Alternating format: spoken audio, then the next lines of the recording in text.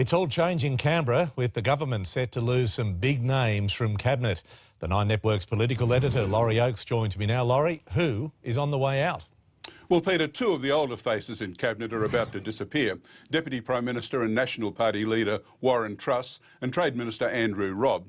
Mr Robb is a surprise. He decided over the Christmas break not to contest the election later this year, and he told the Prime Minister, but news only leaked out today. Mr Robb won't leave Cabinet immediately.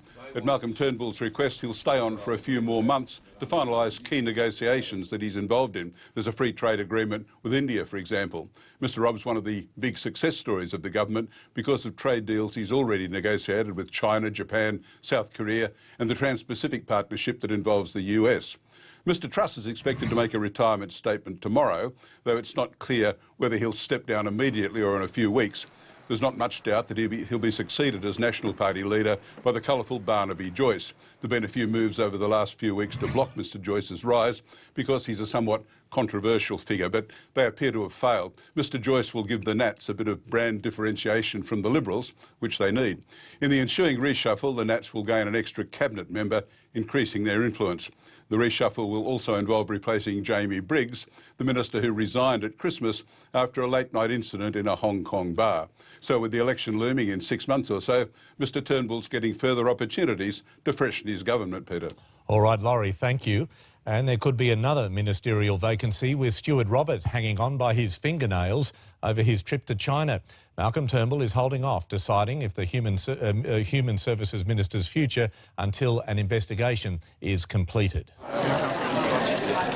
The Prime Minister under pressure, but refusing to move against the embattled minister before a report from Departmental Secretary Martin Parkinson. Have you received Martin Parkinson's report? Hang on. No word either from Mr Parkinson. Is the report already underway, Mr Parkinson? Will the report be made public? Malcolm Turnbull wanted the focus on closing the gap between non-Indigenous and Indigenous Australians. Yungu Galanyin Nalawiri, Danayi, Nunawul Dara. Though the bipartisanship was swept away in the torrent of calls for Mr Robert Skill. Stuart Robert should go, and he should go quickly. Labor bombarded Mr Robert with questions about his travel and accommodation costs on the privately funded trip to China while on personal leave to see a friend and Liberal donor sign a mining deal while meeting a Chinese minister. I refer the member to my previous answer yesterday. I refer the member to my previous response yesterday.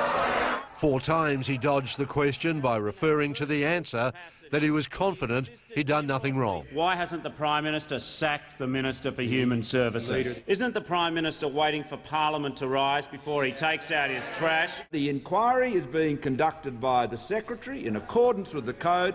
It will be completed, and when it is completed, then I will take the decision that only I can take. When that'll be is unclear, but government MPs hope it'll be sooner rather than later and the scandal goes away.